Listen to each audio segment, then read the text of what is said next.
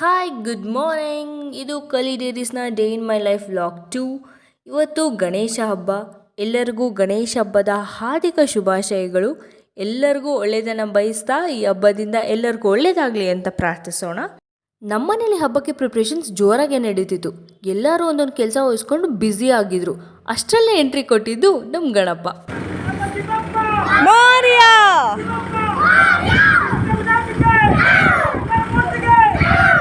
ನಮ್ಮ ಬಾಸ್ ಬಂದಾದಮೇಲೆ ನಾವು ಅವ್ರನ್ನ ನೋಡೋಕೆ ಹೋಗ್ಬೇಕಲ್ಲ, ಅದಕ್ಕೆ ಬೇಗ ಬೇಗ ರೆಡಿ ಆದೆ. ಮನೇಲಿ ಅಂತೂ ಫುಲ್ ವೆರೈಟೀಸ್ ಆಫ್ ಅಡುಗೆ ಆಗ್ತಾಯಿತ್ತು, ಘಮ ಘಮ ಅಂತಿತ್ತು.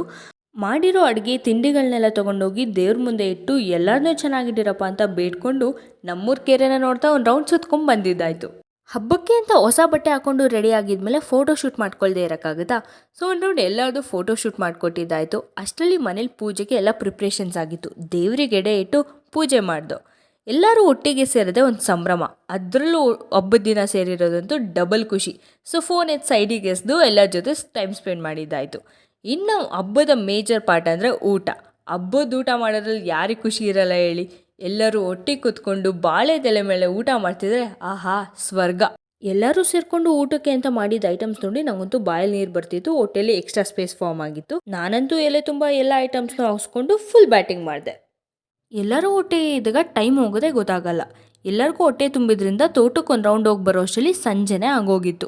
This was my day. ಮತ್ತೆ ಸಿಗೋಣ. ನನ್ನ ಚಾನಲ್ನ ಸಬ್ಸ್ಕ್ರೈಬ್ ಮಾಡಿ ಹಾಗೂ ಇನ್ಸ್ಟಾಗ್ರಾಮಲ್ಲಿ ಕರ್ಲಿ ಡೈರೀಸ್ ಫಾಲೋ ಮಾಡೋದನ್ನ ಮರಿಬೇಡಿ.